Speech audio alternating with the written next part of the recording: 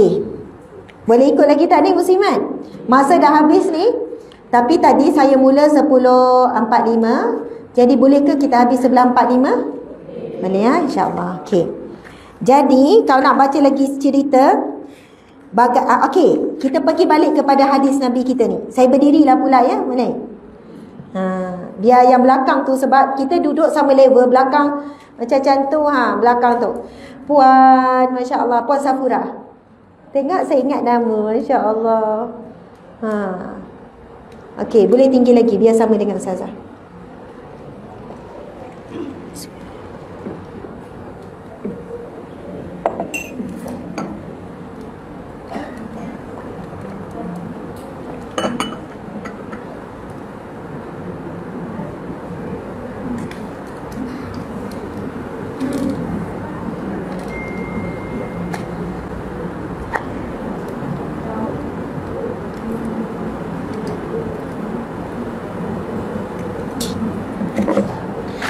Okey, kita kembali kepada hadis Nabi kita tadi. Pertama, Nabi menerima wahyu dalam bentuk mimpi, tapi itu hanya signal saja. Kemudian Nabi pergi ke gua Hira, lalu 3 kali malaikat Jibril suruh Iqra, Iqra, Iqra sambil peluk. Kemudian Nabi jawab, aku tidak boleh membaca, aku tidak boleh membaca. Akhirnya Allah berikan kemampuan untuk Nabi SAW, tajam sangat ya. Memberikan kekuatan kepada Nabi, ilham untuk membaca Iqra bismi rabbikal ladzi khalaq, khalaqal insana min 'alaq, Iqra wa rabbukal akram alladzi 'allama bil qalam, 'allamal insana ma lam ya'lam. Setakat itu. Oh, kalau kita baca satu-satu tu panjang cerita, semua tahu maksud insya-Allah, tak tahu rujuk. Jadi lepas itu Nabi pun balik dan kadang ketakutan, dan Nabi minta apa dengan Sayyidatina Aisyah? Sayyidatina Khadijah untuk diselimutkan. Lalu isteri yang sangat prihatin ini menyelimutkan sambil memeluk Nabi. Kemudian Sayyidatina Khadijah bertanya apa yang berlaku. Kemudian Rasulullah pun bercerita apa yang berlaku, dan Rasulullah meluahkan perasaan dia. Aku bimbang sesuatu yang buruk berlaku kepadaku. Maksudnya Nabi macam risau, ada buat benda yang tak elok ke? Adakah ini petanda buruk dan sebagainya. Dan apa jawapan Sayyidatina Khadijah? Sayyidatina Khadijah beri respon dengan memuji kebaikan Nabi. Jadi ibunda kita mengajarkan satu bentuk komunikasi yang sangat terbaik. Bila ada orang dalam kesusahan, ada orang yang dalam keadaan kesedihan, orang yang sedang down, kita jangan downkan lagi dia dengan ayat-ayat. Contoh ya, orang ni datang jumpa kita, sedih ni, aku sedih lah, aku tak tahu kenapa je. Kita pun terus guna ayat, ini kafarah dosa ni. Aduh, Allahu Akbar. Rasa macam mula datang dalam keadaan dalam keadaan rukuk, rasa terus nak sujud. Macam tu lah ibaratnya masuk. Aduh, memang betul lah kafarah dosa, tapi tak sesuai lah guna ayat tu. Pergi ziarah orang sakit, sabarlah ni kafarah dosa, lagi sakit orang ni. Aduh, suka-suka kau je kata aku banyak dosa. Sebenarnya memang betul kita banyak dosa. Ayat tu sebenarnya tak salah, tapi kurang sesuai dengan keadaan. Tapi kalau kita ziarah, kita kata Allah nak naikkan darjat kamu, kan sedap sikit dengar kan? Kamu memang orang baik, tapi melalui sakit ni Allah nak naikkan lagi darjat ni. Allah nak beri sesuatu yang besar ni selepas kamu sihat nanti, sabarlah ya waktu sakit. Menggambarkan satu yang baik. Kamu orang yang baik, kamu suka tolong orang, kamu ni mesti Allah sebab sayang ni Allah bagi ujian ni. Sedap sikit kita dengar kan? Sedap banyak sebenarnya. Sedap banyak. Tentang kafarah dosa apa semua tu kita semua sedia maklum. Allah beri ujian untuk menghilangkan dosa kita, untuk mengampuni kita dengan syarat kita sabar dan kita redha. Ni kok suami kita balik kan cerita, kenapa abang muka masam tu? Entahlah, rasa stres tadi kat meeting. Kenapa dengan meeting? Hai, geram betul. Tu lawak, saya dah cakap. Saya dah cakap dekat awak, berhenti-berhenti je lah. Gini kan, contoh. Itulah, saya dah agak dah gini-gini, awak tak nak dengar pandangan saya. Okey, suami pun teruslah blur dah start kan. Ataupun kalau ayat, kenapa tu bang? Apa yang ni? Accident tadi belakang tu. Itulah kafarah dosa lah tu. Awak perasan tak? Sejak akhir-akhir ni awak selalu solat lambat. Oh, terus serang ayat. Dia kan orang lelaki dengan perempuan cara berfikir tu ada berbeza lah kan. Contoh kereta mati tengah jalan. Bagus juga sebenarnya orang perempuan dibanyakkan istighfar, astagfirullah. Suami kata dah kenapa? Mungkin kafarah dosa kita kereta rosak ni. Suami pula duduk sibuk cari pomen lah. Kan? Cari pomen. Isteri tak habis-habis muhasabah kat tepi. Abang, perasan tak? Mungkin hari tu sebab kita ni Allah bagi dosa. Ya betul dosa. Betul, itu betul. Tapi sekarang selesaikan masalah dulu. Cari pomen ni. Macam mana nak bergerak? Kena telefon towing ke apa ni? Jadi biar seimbang lah. Bila kita berhadapan dengan orang yang ditimpa musibah, jangan lebih kepada muhasabah. Berikan mereka kekuatan dengan ayat-ayat yang positif. Jadi Sayyidah Khadijah, dia sebut 5 perkara. Wahai suamiku, engkau suka membantu orang susah. Engkau suka memberi pertolongan kepada anak yatim. Engkau seorang yang suka menghubungkan silaturahim. Engkau suka menolong orang-orang yang benar. Ada 5 kan yang Sayyidatina Khadijah sebut tu. Okey. Jangan begitu. Allah sesekali tidak akan mengecewakan kamu. Sesungguhnya kamu menyambungkan hubungan keluarga. Kamu suka bercakap benar. Kamu bantu anak yatim. Kamu muliakan tetamu. Dan kamu membantu orang-orang yang benar. Jadi, bila Nabi dengar, insya-Allah tak ada benda yang buruk. Sebab Nabi bukan buat benda yang buruk. Lepas tu, perasan tak Sayyidah Khadijah, masa ni Nabi belum dijantik jadi Nabi. Tapi ibu kita dah sebut Allah. Perasan tak? Maksudnya Sayyidah Khadijah dah sebut Allah. Allah sesekali tidak akan mengecewakan kamu. Subhanallah. Sebab itu kita pergi kepada sejarah. Khadijah, dia berpegang kepada ahli kitab. Bapa saudara dia nama Waraqah, dah tua. Katanya umur 80 lebih ke 90 lebih ke 100 lebih. Maksudnya mata pun dah buta. Dan bapa saudara ini adalah menganut agama Nasrani. Dan memang sebelum itu Nasrani lah. Dan Nasrani yang benar daripada kitab Injil. Dan Waraqah ini adalah salah seorang penulis kitab Injil. Jadi sebelum kitab Al-Quran kan ada Zabur, Taurat, Injil yang telah diselewengkan oleh orang-orang yang berkhianat. Tetapi masih ada ahli kitab yang benar, yang tidak ubah suai Injil. Jadi ada lagi kitab-kitab Injil yang benar, yang dipegang oleh beberapa orang yang benar saja. Salah seorang adalah daripada Waraqah ni. Waraqah bapa saudara Khadijah ini, bila dia tanya, Khadijah pun cerita apa yang berlaku. Lalu dia terus jawab, itu Jibril. Macam mana Waraqah tahu itu Jibril? Sebab dalam kitab Injil telah bercerita tentang ciri-ciri Jibril. Bagaimana bila Jibril menyampaikan wahyu. Lalu apa jawapan Waraqah? Wahai anak saudaraku, apa yang telah kamu lihat? Lalu Nabi pun ceritakan apa yang telah berlaku. Waraqah berkata, itu adalah malaikat Jibril yang telah diturunkan kepada Musa. Andainya aku masih muda dan hidup ketika kaummu menghalau kamu suatu hari nanti.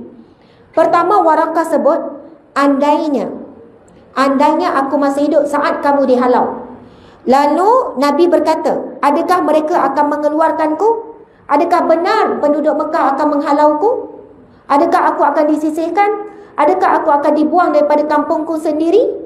Lalu Waraqah berkata, ya, tidak ada seorang pun yang pernah mengalami seperti kamu. Waraqah dah bagi tahu Nabi akan menghadapi ujian yang sangat berat yang tidak pernah dihadapi oleh Nabi terdahulu. Oleh siapa pun. Tidak ada ujian yang lebih berat melainkan ujian yang akan dihadapi oleh Nabi SAW. Lalu Waraqah berkata, jika aku sempat dengan keadaan kamu itu, maka aku akan bantu kamu sepenuh tenagaku. Daripada ayat Waraqah ini, dia beriman tak dengan kerasulan Nabi? Dia beriman. Sebab itu ibunda kita, sebelum turunnya wahyu solat, ibunda kita Khadijah dah pun solat. Walaupun ibunda kita tak sempat dengan peristiwa Isra' Mi'raj. Isra' Mi'raj kan berlaku dalam tahun 50-51 kenabian. Setelah kewafatan Sayyidina Aisyah baru adanya wahyu solat. Jadi sebelum itu bagaimana ibunda kita Khadijah buat ibadah? Dengan solat juga, tapi ikut syariat yang terdahulu. Sama juga dengan Nabi kita. Apa yang Nabi buat di Gua Hira? sebelum dilantik menjadi Nabi dan sebelum dapat wahyu solat. Solat dengan cara syariat terdahulu. Dan di situ ada perbezaan pendapat. Ada yang kata solat 2 rakaat tapi tak sesempurna macam solat yang kita dapat sekarang, yang ada mula takbir sekian-sekian. Maksudnya mereka buat juga ritual ibadah yang mana hanya memuji Allah sahaja. Sebab itu nama Allah telah disebut dalam Taurat, Injil, Zabur sampai Al-Quran. Dan tak pelik ibunda kita dah sebut nama Allah. Sebab itu Sayyidatina Khadijah dan keluarganya tidak pernah menyembah berhala.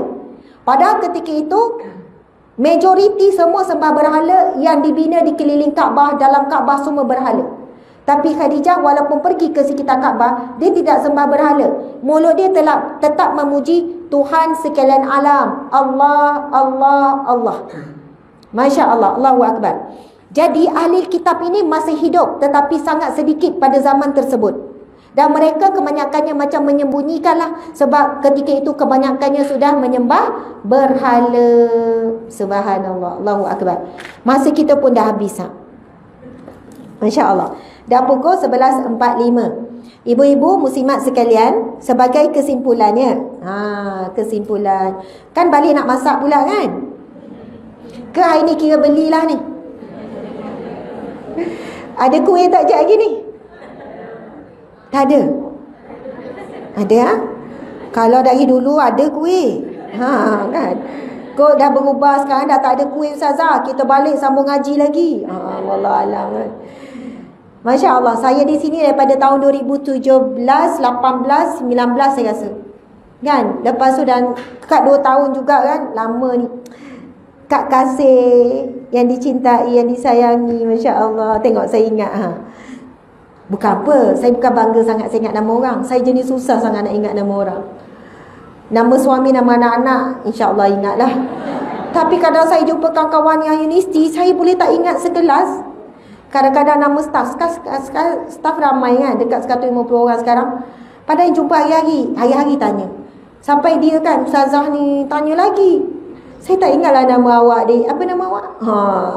Macam tu, saya bukan jenis yang mudah ingat nama orang. Tapi saya susah nak ingat nama orang, saya susah nak ingat nombor. Tapi kalau cerita-cerita saya mudah ingat. Jalan raya saya senang ingat. Suami saya jalan raya lalu dah 100 kali pun dia boleh tak ingat lagi. Tapi bab nombor, bab nama orang, dia jumpa kawan sekolah rendah, dia boleh sebut nama, orang tu pula terkejut. Sekolah rendah dia boleh ingat, sekolah menengah lagi lah. Maksudnya Allah buat otak kita berbeza-beza kan. Saya boleh ceramah, jadi sebab saya boleh ingat fakta-fakta sirah, kisah-kisah, hadis-hadis Nabi tu saya boleh ingat. Tapi kalau nombor nama, jangan kecil hati. Kalau makcik nak test saya nama siapa Ustazah? Oh janganlah. Saya menggeletar masa tu, sudah dalam makcik ni. Jadi jangan tanya soalan nama dengan nombor. Nombor plate kereta sampai sekarang saya tak ingat, walaupun hari-hari saya bawa. Bila saya nak masuk parking kan, nombor plate kereta saya akan turun kena tengok. Saya cuba dah hafal, okey, sekarang akan ingat. Teruk sangat kan? Dahsyat yang teruk tak apalah kan, lebih baik macam tu kot, biar saya ingat benda lain.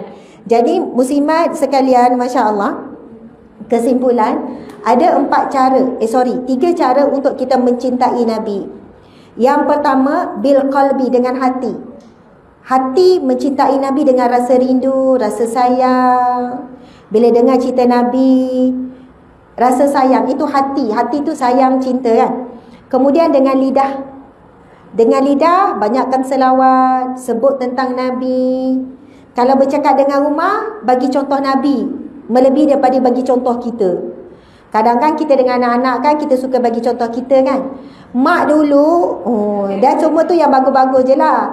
Tak ada yang tak bagus. Mak dulu lebih teruk daripada kau. Yang tu tak ada. Mak dulu masa sama umur ni, mak dah pandai itu ini tau.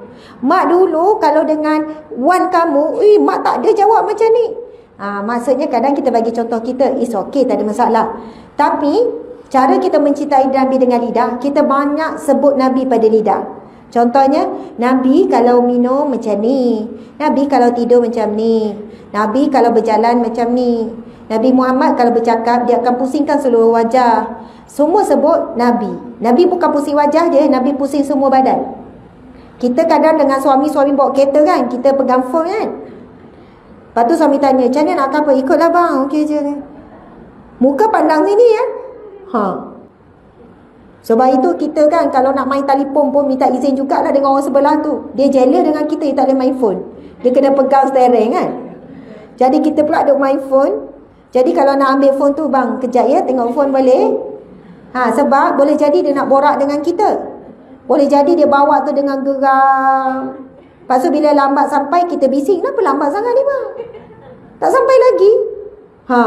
Jadi komunikasi kita kadang dengan pasangan tu bermasalah ketika dalam kereta kan. Jadi Masya Allah, ini maknya Ridwan.